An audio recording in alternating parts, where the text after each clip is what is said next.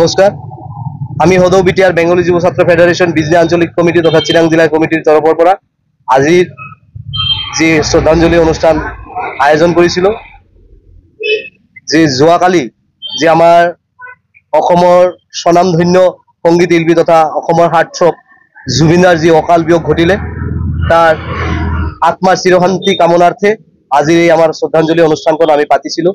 আমি সদৌ BTR Bengali যুৱ ছাত্ৰ ফেডাৰেশ্যনৰ পৰা তেওঁৰ শোক সন্তপ্ত পৰিয়ালবৰ্গলৈ আমি প্ৰথমে গভীৰ সমবেদনা জ্ঞাপন কৰিছোঁ আৰু নেদেখা জনৰ ওচৰত প্ৰাৰ্থনা জনাইছোঁ যাতে জুবিনদাৰ ঈশ্বৰৰ চৰণত স্থান হয়, তেওঁৰ আত্মাই যেন চিৰশান্তি লাভ কৰে।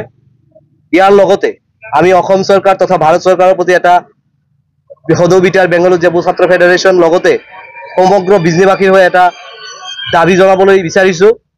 যিহেতু জুবিনদা তেওঁৰ শৈশৱকালটো আমাৰ বিজনীতে কটাইছিলে, অৰ্থাৎ আমাৰ বিজনীৰ যি এটা স্বনামধন্য বিদ্যালয় বিজনী বান্ধৱ উচ্চতৰ মাধ্যমিক বিদ্যালয়ত তেওঁ ৬ষ্ঠ শ্ৰেণীৰ পৰা ৯ম শ্ৰেণীলৈ শিক্ষা লাভ কৰিছিলে।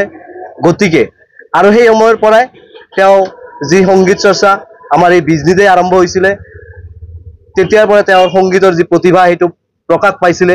গতিকে আমি সদৌ বিটিআৰ বেঙ্গলী যুৱ ছাত্ৰ ফেডাৰেশ্যনে বিজনীবাসীৰ হৈ চৰকাৰক এটা আহ্বান লগতে দাবী জনাব বিচাৰিছোঁ যে জুবিনদাৰ নামত আমাৰ বিজনীত যাতে এটা সংগীতৰ বিশ্ববিদ্যালয় স্থাপন কৰা হয়। এই দাবী আমি সদৌ বিটিআৰ বেঙ্গলী যুৱ ছাত্ৰ ফেডাৰেশ্যনৰ লগতে আমাৰ প্ৰয়াস ঐক্যতান গোষ্ঠী লগতে SSDF ফাউণ্ডেশ্যনৰ পৰা লগতে সকলো বিজনীবাসীৰ হৈ আমি চৰকাৰক আহ্বান জনাইছোঁ।